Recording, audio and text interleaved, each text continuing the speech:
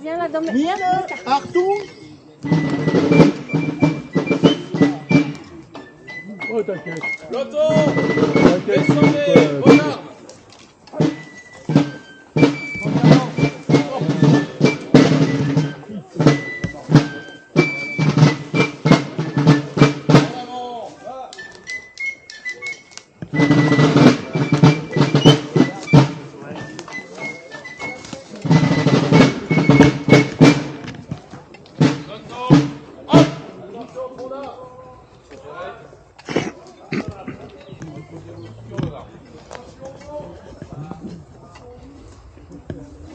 Attention à l'ennemi. Bah, l'ennemi, s'ils sont deux, on fait rien. Ah, parce que, moi j'en ai compté. Comptez avant nous.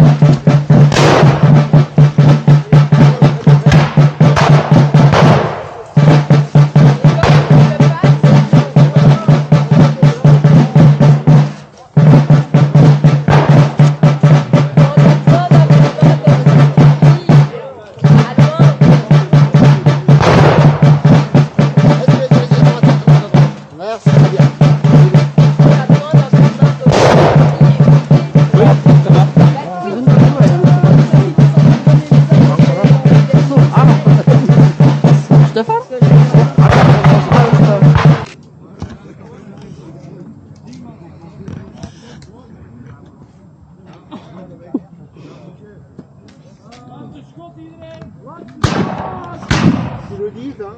Ils ont raison.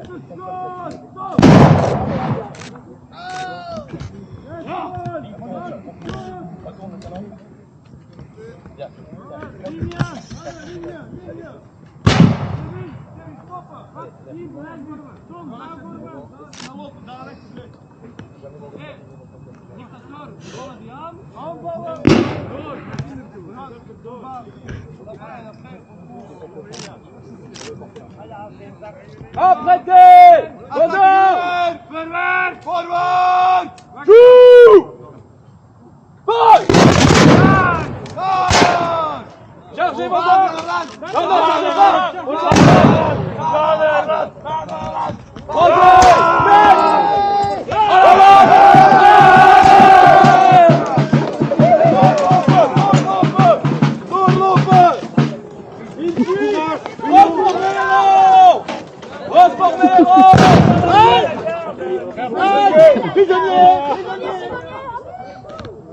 Reformez les rangs! Portez vos armes! Portez vos armes! Ils sont derrière nous là. Oui. Par le flanc droit! À droite! En avant! Stop!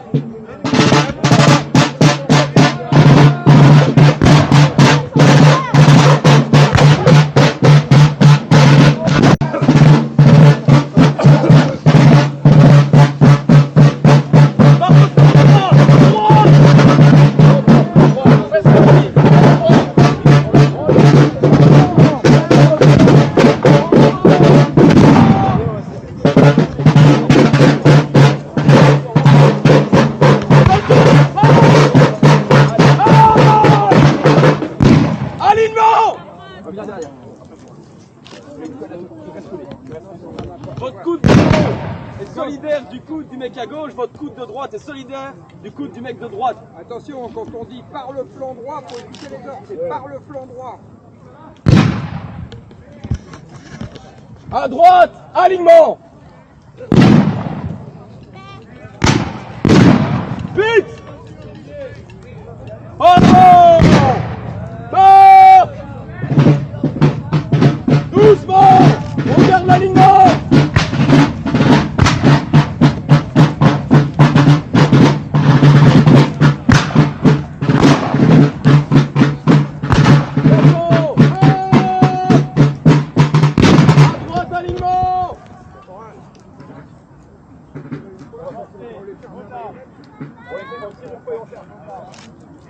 Chargez! Regarde!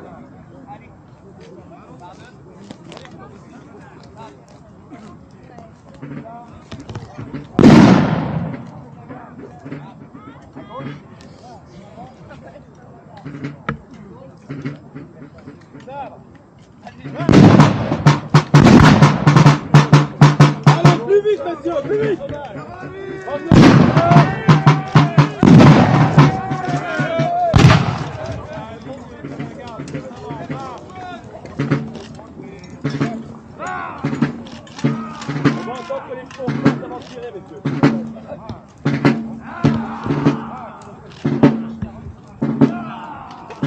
On est au porte-arme, messieurs. Gardez l'alignement. Deuxième rang, ça creuse.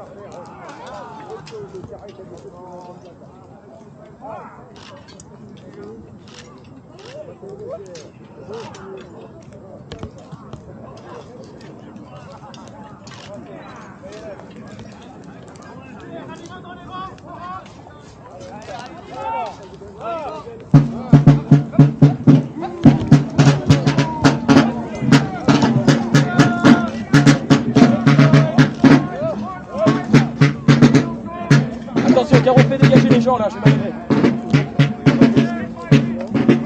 Par le flanc gauche, à gauche, en avant, marche! S'il vous plaît. Par le flanc droit, à droite! En avant, gardez l'alignement!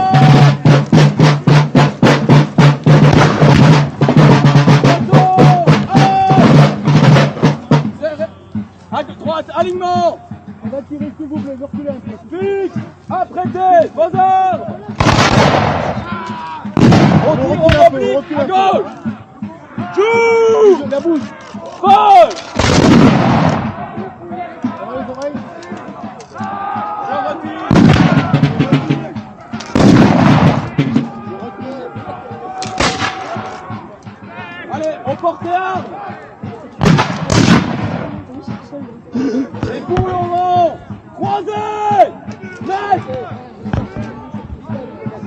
Qui est chargé? Aldo, 3e mètre, on attend. Allez, la musique. 3e mètre. Portez, vos armes. Sortir du champ. Ah bah oui, c'est du blé. Par le flanc droit, à droite. Ouais, faut dire un peu, hein.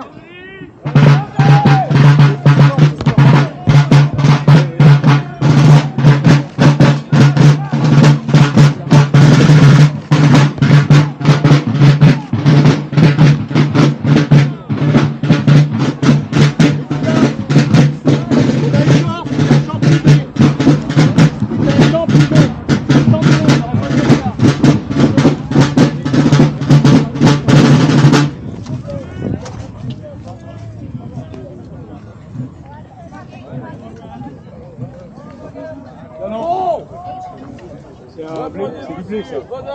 Ah oui, je vois tout le monde là. Oui non mais on est en train de les faire ressortir. Okay. Attention, on va passer. Ça va, ça se passe bien?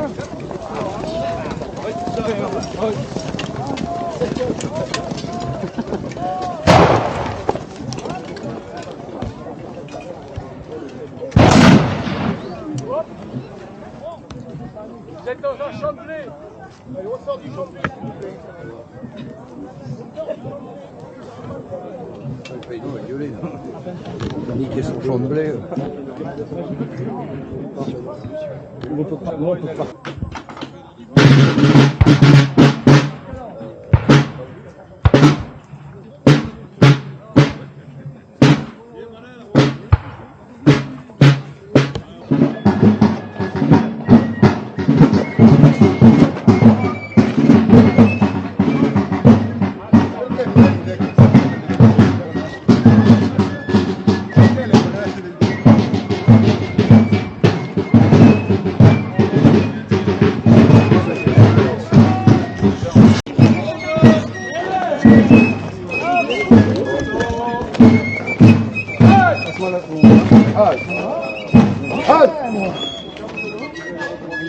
Alors comment vous pratiquez chez nous? Vous, les femmes en violon. Et vous, comment? Vous, les femmes, Bonjour, comment va? Puis le moulin. Ouais, mais c'est lui, non. En fait.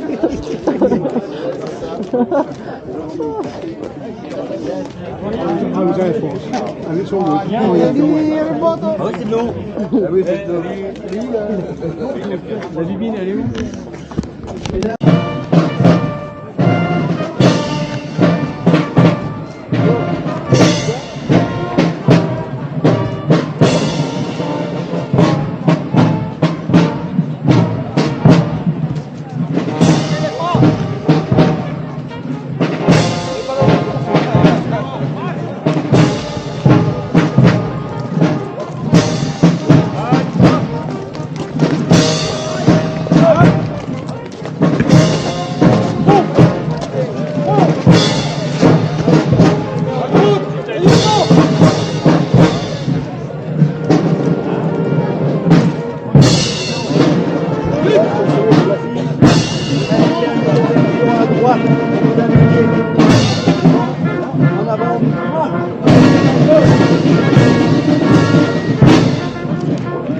Conversion à droite, passe.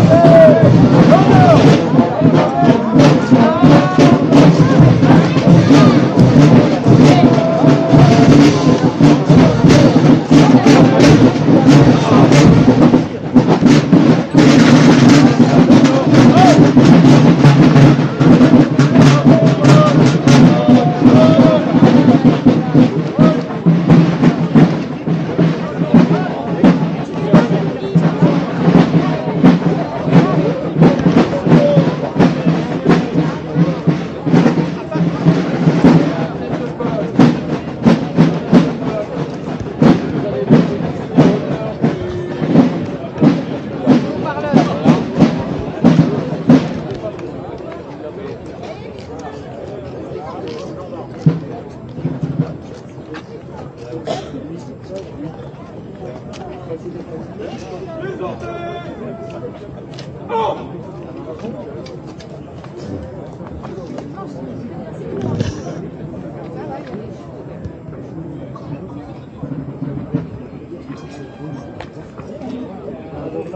si vous faites quelque chose, vous voyez, si commencez avec cette personne-là,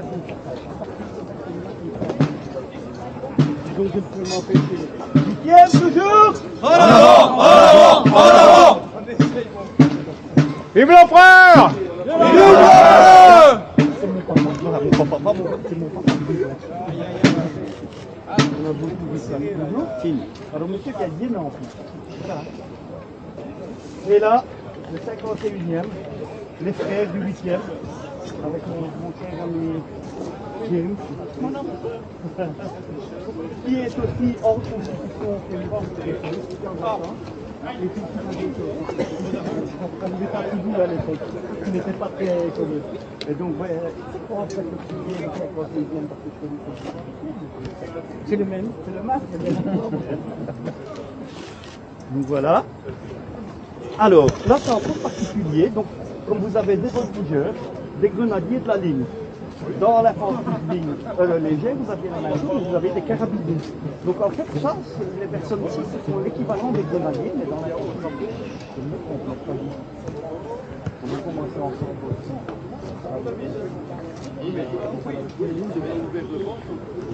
Quand on présente les armes, Donc voilà, ça c'est un petit mélange.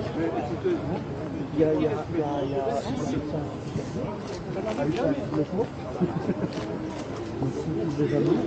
alors là, il y a des Suisses, il y a... Ceux qui sont en rouge, ce sont quoi les Anglais, mais ce sont des Suisses qui honneur et fidélité, honneur et fidélité. Donc en fait, chaque régiment avait un fidèle.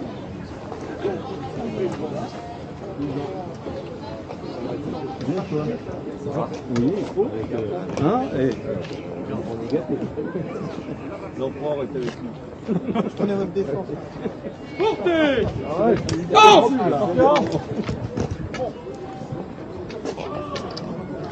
Reposez! Vos armes!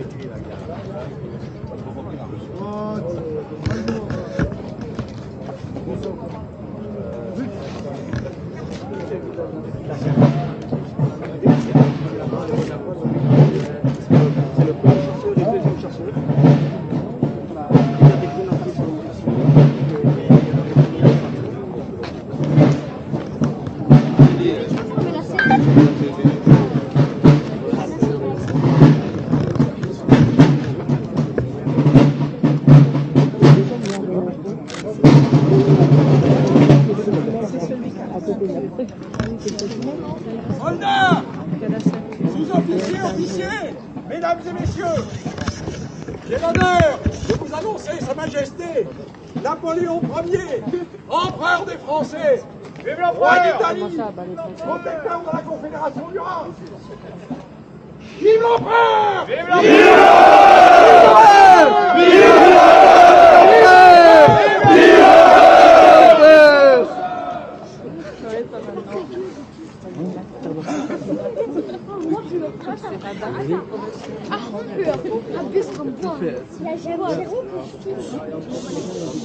À mon commandement, ouvre le vent.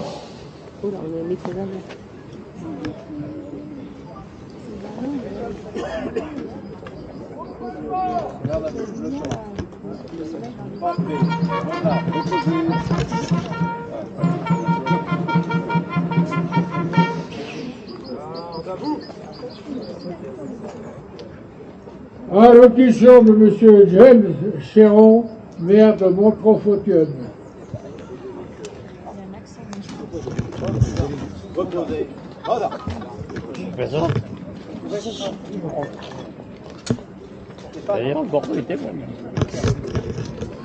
Monsieur le sous-préfet Hichet, Monsieur le député, cher Jean-Louis Thierriot, Madame la conseillère départementale, chère Magdeleine Bourget-Labidi, capitaine Jérôme Gavoil, commandant second de la compagnie départementale de gendarmerie de Fontainebleau, Mesdames et Messieurs les représentants du monde combattant et anciens combattants, Mesdames et Messieurs les porte-drapeaux, Mesdames et Messieurs les reconstitueurs, Mesdames et Messieurs, à 11h ce matin, nous avons dévoilé les plaques permettant de replonger dans la vie des héros de la bataille de Montereau qui ont donné leur nom à nos rues.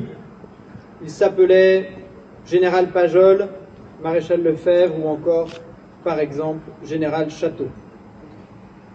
Nous nous retrouvons cet après-midi devant le monument aux gendarmes pour rendre hommage à des anonymes dont le nom ne figure sur aucune plaque de rue, mais dont le sang a coulé sur les coteaux de Surville et dans les faubourgs de Montereau.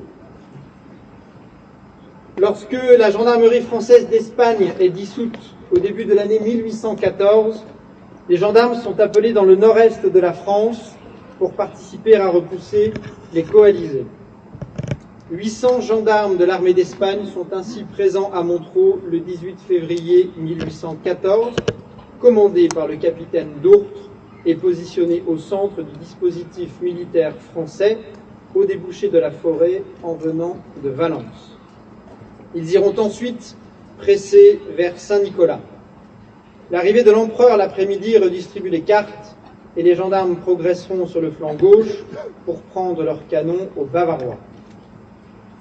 À travers ces gendarmes du 18 février 1814, nous rendons hommage à tous les soldats qui ont combattu lors de la bataille de Montereau, aux 2500 Français et 6000 coalisés tombés sur le champ d'honneur. À travers ces gendarmes du 18 février 1814, nous rendons aussi hommage à tous les gendarmes qui, depuis lors et aujourd'hui, sous leur devise honneur et patrie, assurent des missions de police judiciaire, d'assistance à personne, de maintien de l'ordre et participent à la défense de la nation, y compris sur les théâtres d'opérations extérieures. Aux gendarmes, je veux associer les policiers et les militaires de l'armée de terre, de l'armée de l'air et de l'espace et de la marine nationale que nous connaissons bien à Montereau, qui chaque jour protègent les Français, la France et la République, parfois au péril de leur vie. Notre reconnaissance leur est infinie. Nous avons la chance de vivre dans un pays libre et démocratique, dans un état de droit. Ce n'est pas si courant. Et l'actualité nous montre chaque jour combien nos valeurs, combien ces valeurs peuvent être remises en question. Nous devons les chérir, les protéger et les transmettre. Vive la République, vive la France et vive l'Europe en paix.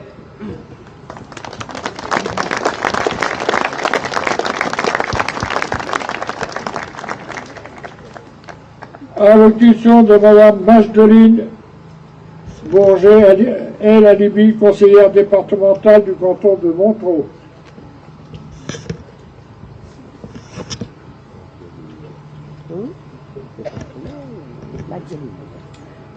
Monsieur le sous-préfet, monsieur le député, cher Jean-Louis, monsieur le maire de Montereau, vice-président du Conseil régional de France, cher James, mesdames et messieurs les élus, mesdames et messieurs. C'est avec un immense plaisir que je participe aujourd'hui, au nom du département de Seine-et-Marne et de son président, Jean-François Parigi, aux célébrations de ce 210e anniversaire de la bataille de Montereau. La reconstitution de cet événement exceptionnel suscitera certainement quelques émotions et nous rappellera surtout l'importance de préserver l'histoire de notre département, particulièrement marquée par les liens étroits qui ont existé entre Napoléon et la Seine-et-Marne.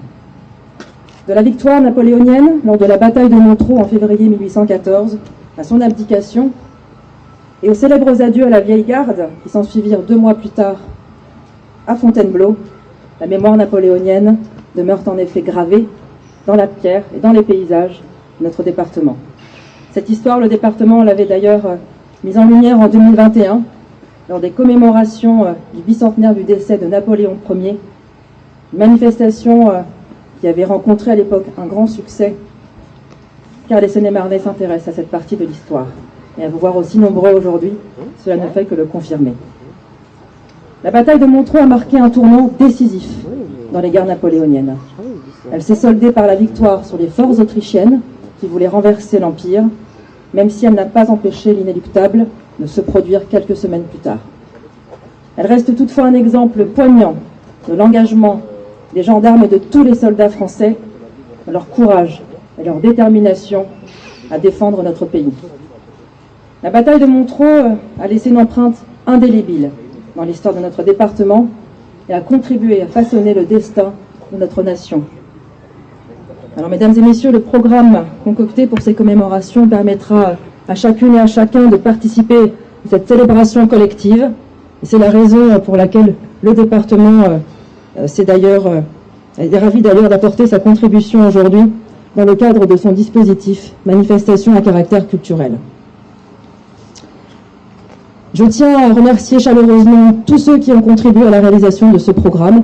En premier lieu, le maire et la ville de Montreux et tous les services municipaux associés à cette manifestation. Et je tiens également naturellement à remercier les 600 reconstitueurs venus de toute l'Europe avec canons, calèches, chevaux, etc. pour nous faire revivre, comme si nous y étions, cette importante bataille de Napoléon durant la campagne de France. Bravo à eux, bravo à leur engagement et leur passion qui feront certainement de ce week-end une belle réussite. Vous l'aurez compris, Napoléon Bonaparte est une part importante de notre territoire qu'on ne peut effacer. Bien au contraire, je pense qu'il faut continuer à cultiver sa mémoire et à s'appuyer sur son héritage au service du rayonnement de notre belle Seine-et-Marne, qui définitivement est et restera une terre d'histoire et de culture. Mesdames et messieurs, profitez bien de ces festivités. Je vous souhaite à toutes et à tous une très belle journée. Je vous remercie.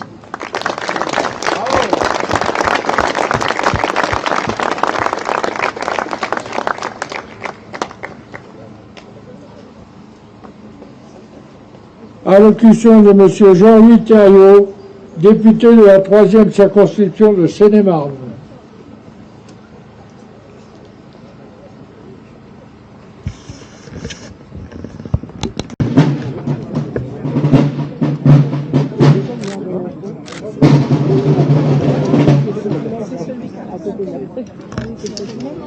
Soldats, sous-officiers, officiers, mesdames et messieurs, j'ai l'honneur de vous annoncer Sa Majesté Napoléon Ier, empereur des Français, roi d'Italie, protecteur de la Confédération du Rhin. Vive l'empereur! Vive l'empereur! Vive l'empereur! Vive l'empereur!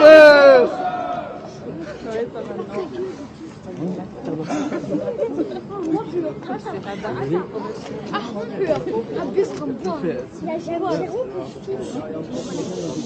À mon commandement, ouvre le vent.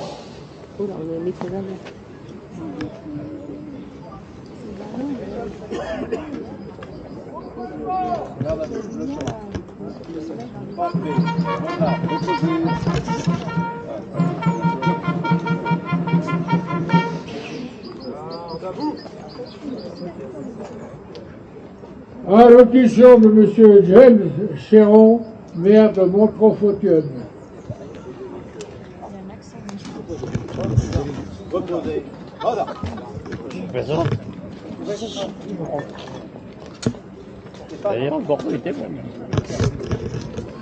Monsieur le sous-préfet Hichet, monsieur le député, cher Jean-Louis Thériault, la conseillère départementale, chère Magdeline Bourget-Lavidi, capitaine Jérôme Gavoil, commandant second de la compagnie départementale de gendarmerie de Fontainebleau, mesdames et messieurs les représentants du monde combattant et anciens combattants, mesdames et messieurs les porte-drapeaux, mesdames et messieurs les reconstitueurs, mesdames et messieurs, à 11h ce matin, nous avons dévoilé les plaques permettant de replonger dans la vie des héros de la bataille de Montreux qui ont donné leur nom à nos rues.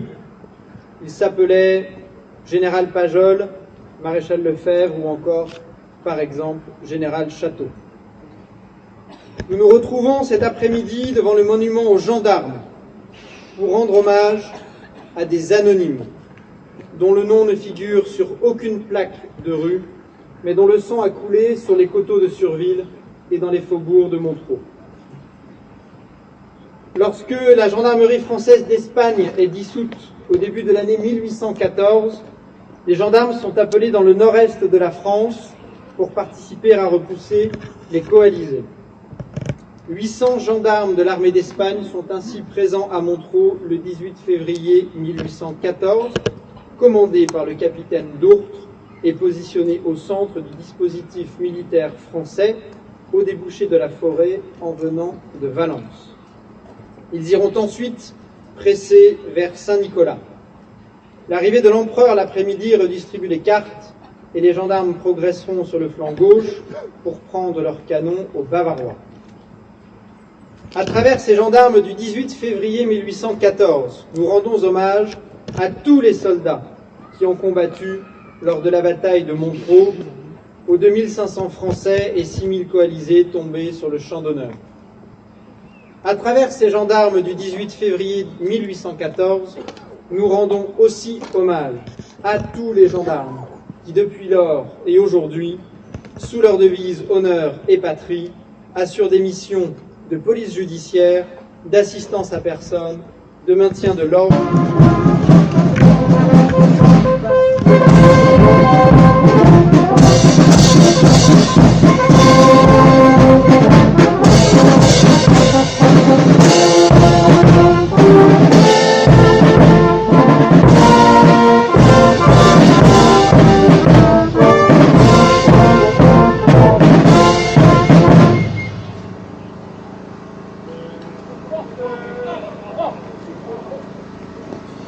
Mesdames, Messieurs, la cérémonie de la semaine de la gendarmerie sont terminées. Formation du cortège pour le statut de Napoléon.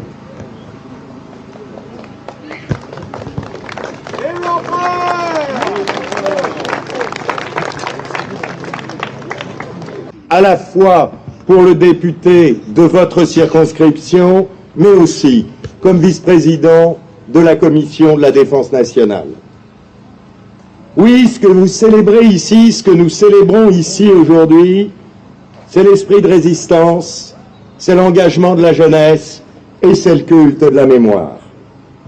L'esprit de résistance, le 18 février 1814, ce n'était plus l'aube du conquérant. On n'était plus au temps d'Arcole ou de Marengo, c'était la campagne de France, c'était après la campagne de Russie. Et malgré tout, malgré cela, avec le génie militaire qui était le sien et la volonté qui était la sienne, Napoléon a réussi à résister à l'Europe entière coalisée pendant des mois. Et c'est ici, à Montreux, sur la colline de Surville, que nous avons connu la dernière grande charge de la cavalerie française, indépendamment des charges de Waterloo qu'on a tous en tête, mais ici, c'est la charge de Pajol, la charge qui est une charge mythique dans toute la cavalerie française. Tout paraissait perdu, ils ont chargé avec le terrain qui avait été préparé par l'infanterie, par les voltigeurs et par la gendarmerie, qui a permis à cette charge de réussir et d'être l'arme du choc et de la décision. Alors oui, un beau moment d'histoire de France, d'esprit de résistance, que nous devons saluer, et où, quand l'Europe, comme on le sait, est aujourd'hui à nouveau menacée par la guerre et où à 3 heures d'avion d'ici, on se bat, c'est un esprit qui a toujours son actualité. Et puis, cette résistance, elle a été celle des vieux grognards, elle a été celle de ceux qui ont été de toutes les heures glorieuses, mais elle a aussi été celle de la jeunesse de France, celle qui s'est levée en masse, les Marie-Louise, ces jeunes qu'on a levés, à qui on a donné les fusils qu'on a trouvés, qui ont tenu et qui se sont battus et qui ont permis cette ultime victoire. Alors c'est aussi une cérémonie à la jeunesse que Montreux organise aujourd'hui. Enfin, je tiens à saluer ce temps de mémoire et à travers ce temps de mémoire, l'engagement du maire James Chéron, de son équipe municipale, des porte-drapeaux qui sont là toujours à Montreux pour rappeler que ceux qui sont tombés ont toute leur place dans notre cœur.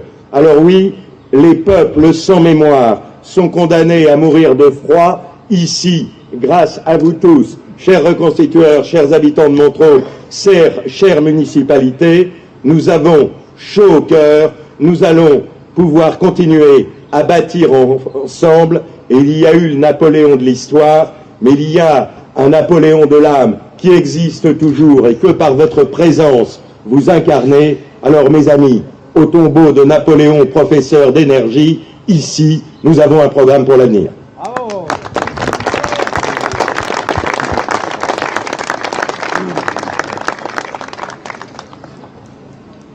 Allocution de M. Jean-Bernard Hitch, sous-préfet de l'arrondissement de Provins.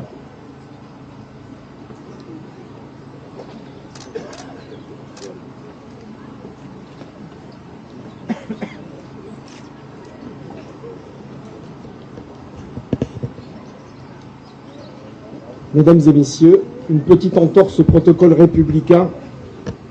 Je vais nommer le premier, Sire. Monsieur le député, monsieur le maire, vice-président du conseil régional, madame la conseillère départementale, mesdames et messieurs, en vos noms, rangs et qualités, ça va aller beaucoup plus vite.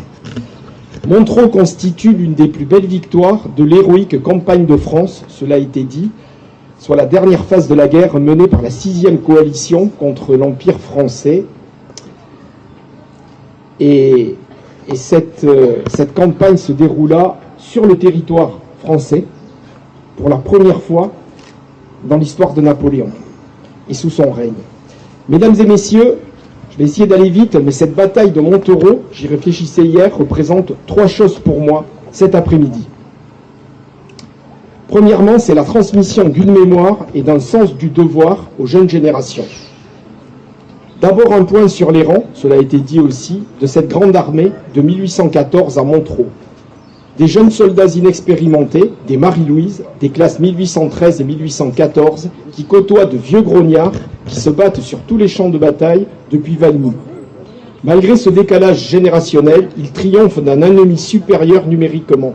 Transmission générationnelle du sens des valeurs, première leçon donc à méditer. Deuxièmement, c'est l'occasion, ici aux marches de ce monument aux morts, de se souvenir du rôle spécifique des gendarmes.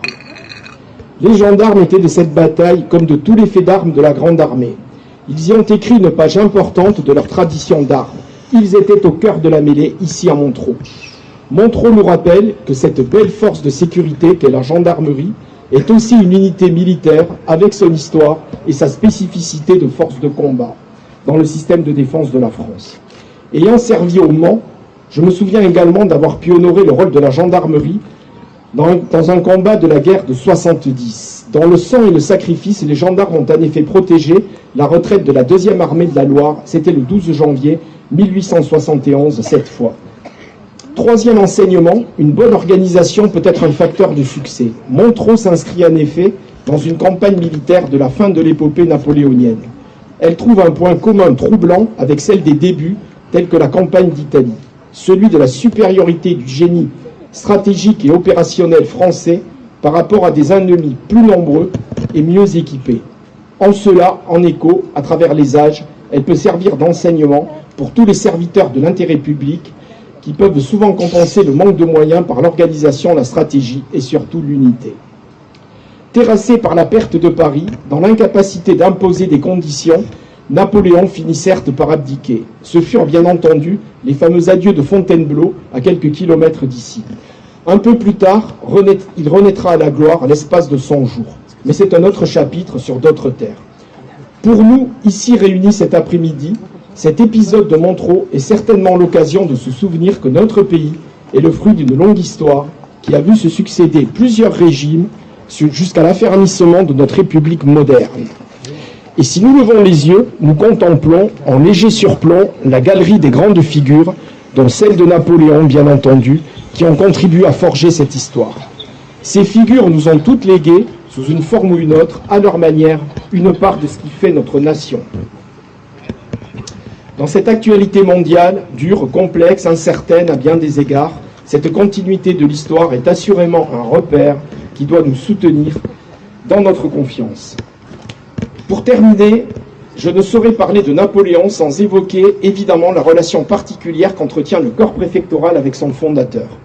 Car pour un préfet ou un sous-préfet, l'œuvre administrative et politique de Napoléon, c'est aussi la création du corps préfectoral, évidemment.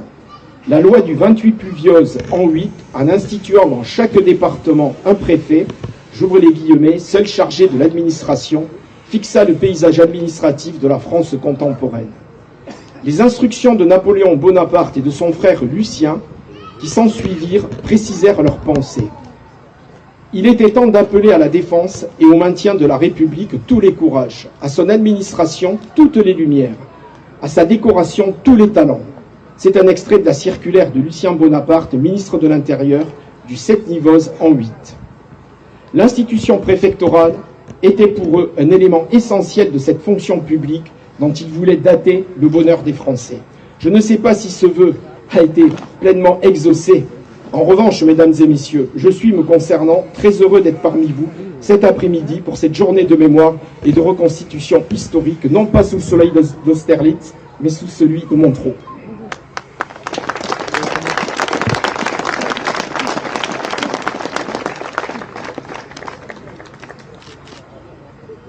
Fermez le banc. Faites fermer le banc, chef de bataillon. Fermez le banc.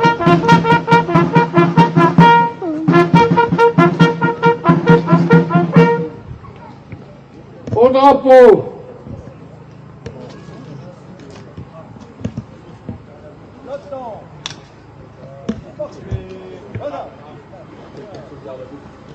Dépôt des gerbes.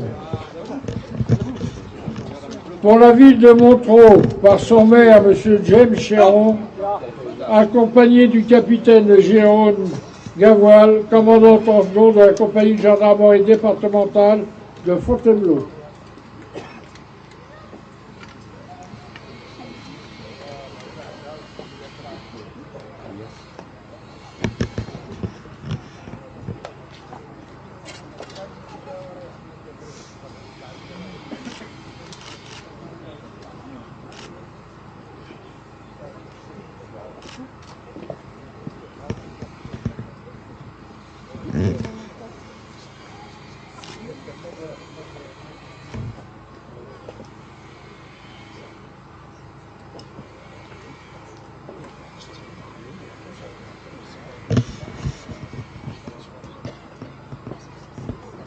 Pour le conseil départemental de Seine-et-Marne, par madame la conseillère du canton de Montreux, Magdeline Bourget, elle, à midi.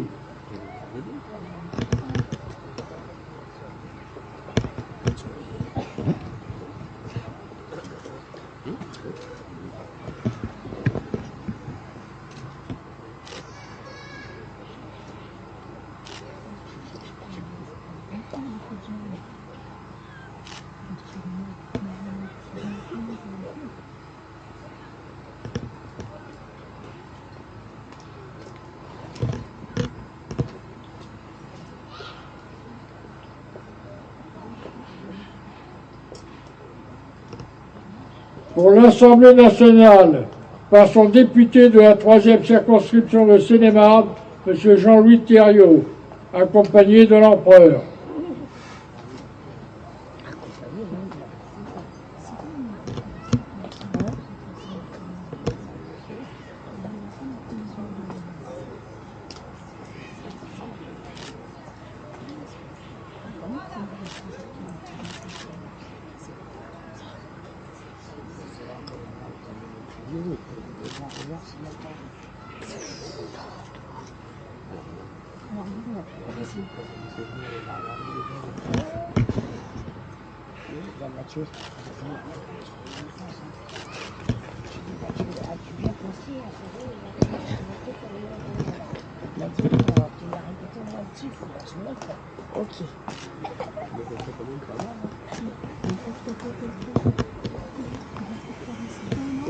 Pour la sous-préfecture de Provins, par monsieur le sous-préfet Jean-Bernard Hiche.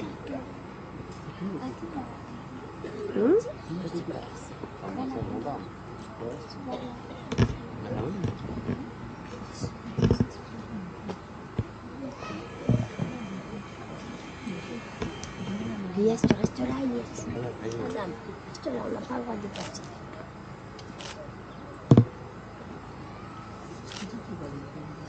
Hein? Même il est déjà content. Je vais acheter le couleur bleu, blanc,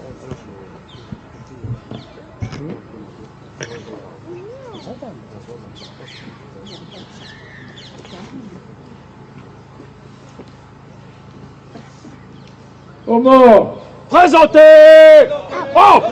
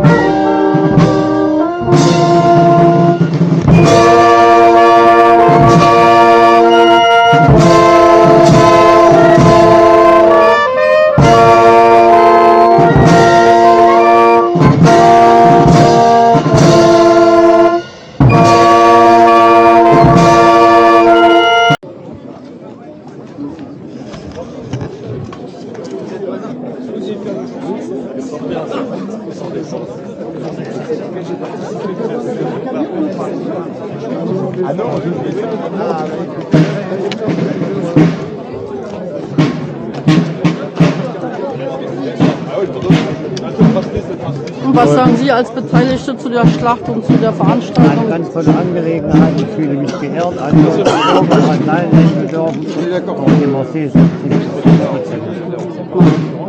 Der Kaiser hat uns wieder erkannt, der Kaiser hat uns Guck mal, der Kaiser war da.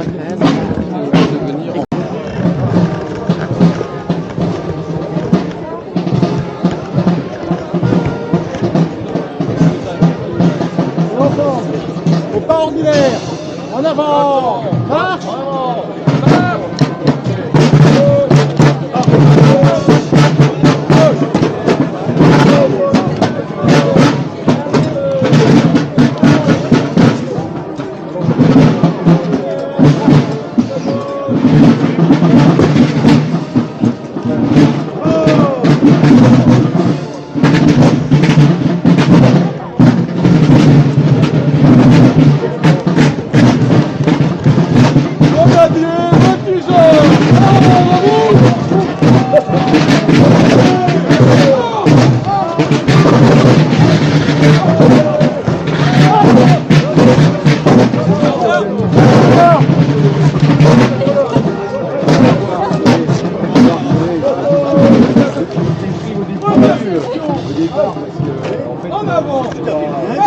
Tournez à gauche.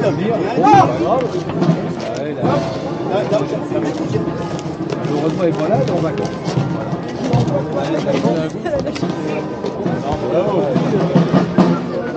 faut le skitter.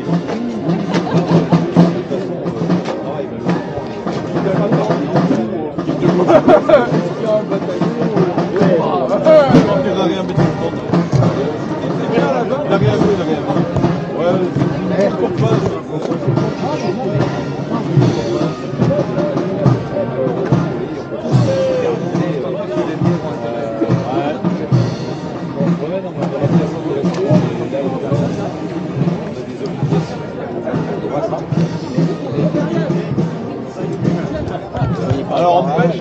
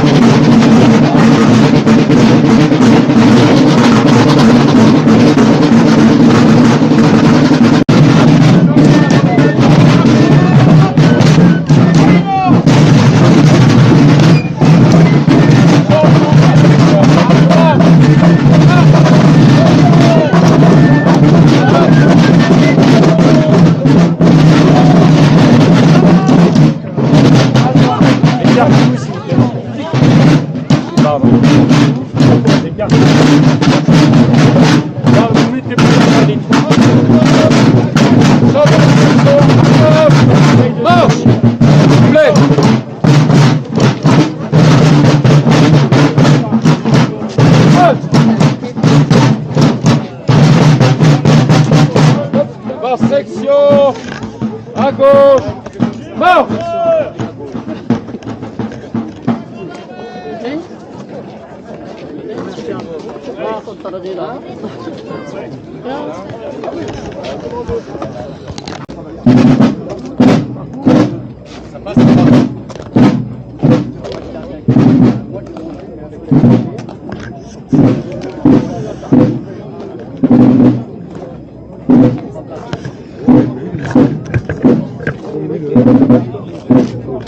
S'installe. Nous allons faire un rappel historique de cet événement de la bataille du 18 février 1814. L'empereur a vu fondre sur ses armées les coalisés qui ont passé le Rhin à la fin de l'année 1813. Depuis plusieurs mois, il avait tenté de reconstituer ses forces armées et avait fait soulever 3 nouvelles circonscriptions appelées les Marie-Louise. Cet hommage avait été rendu à l'impératrice qui était devenue régente depuis son départ aux armées. Pendant la campagne de France qui débute au mois de janvier,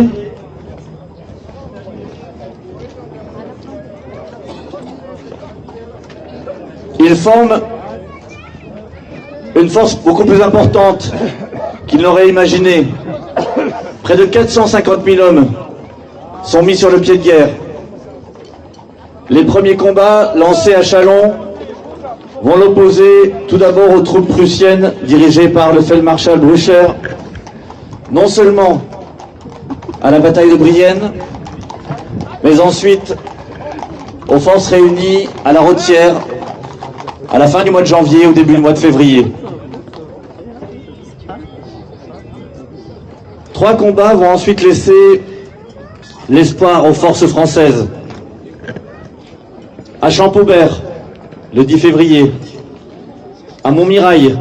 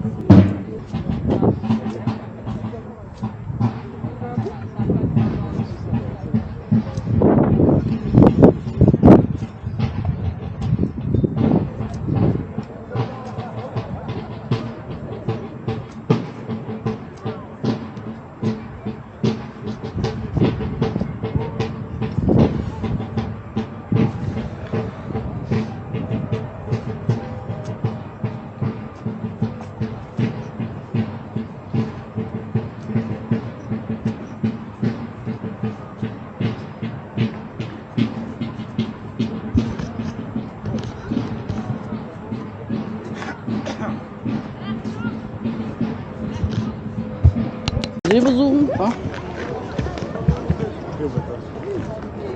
Ich quäle mich dann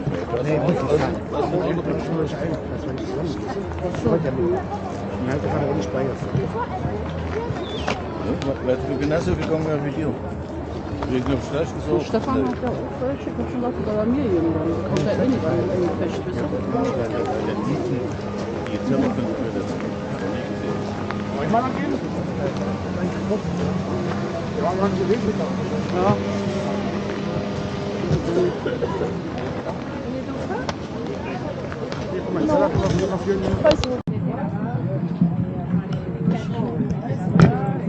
Alors, Sie wollen reisen zwischen Montereau bis Berlin. welcher Stadt? Berlin. Berlin.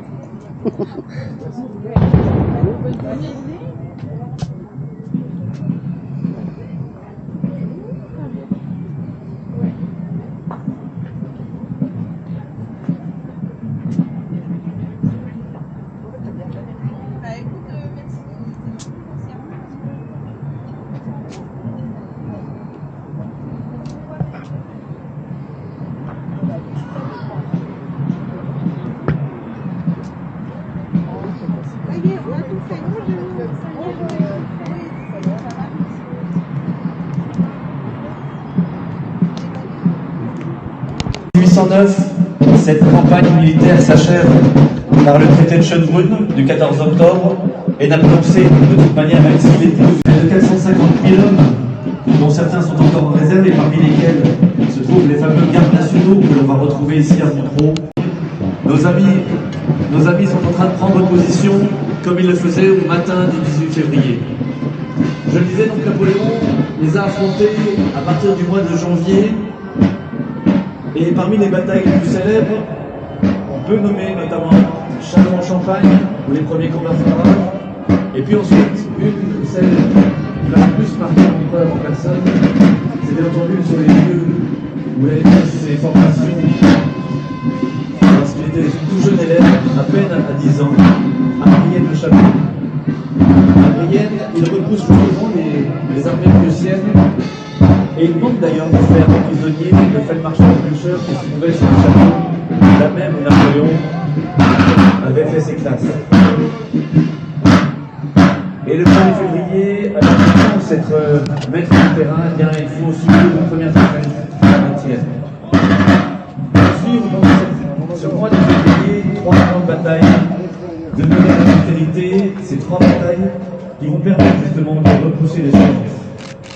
C'est tout d'abord Champ-Joubert, où Napoléon se trouve le 10 février et où il permet justement à ses troupes de reprendre la main sur une situation qui était bien compromise.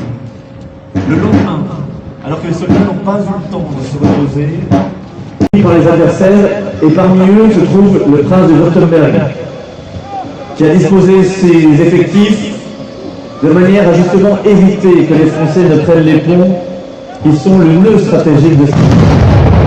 Ça y est, l'artillerie commence à canonner. 3 armes s'affrontent. Tout d'abord l'artillerie qui prépare le terrain en lançant ses canons. Et pour éviter justement que le général Pajol, qui a reçu ses instructions la veille par l'empereur, ne puisse déboucher de la forêt où il se trouve avec ses cavaliers et ses fantassins.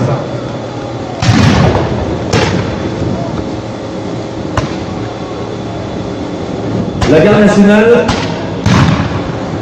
est disposée de la sorte. C'est elle qui, la première, doit prendre position sur le baron Stockmayer et à ses côtés les 2 bataillons du régiment d'infanterie légère.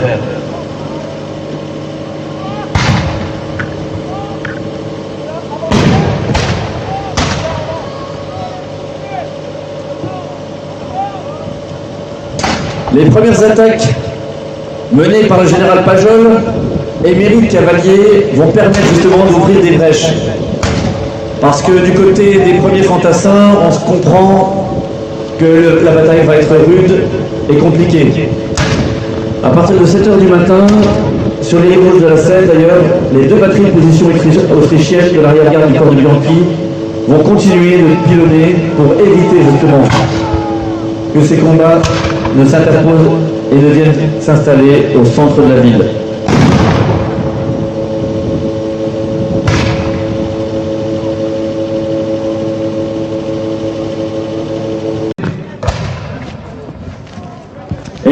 rapprocher l'adversaire, justement pour éviter que des brèches ne soient ouvertes.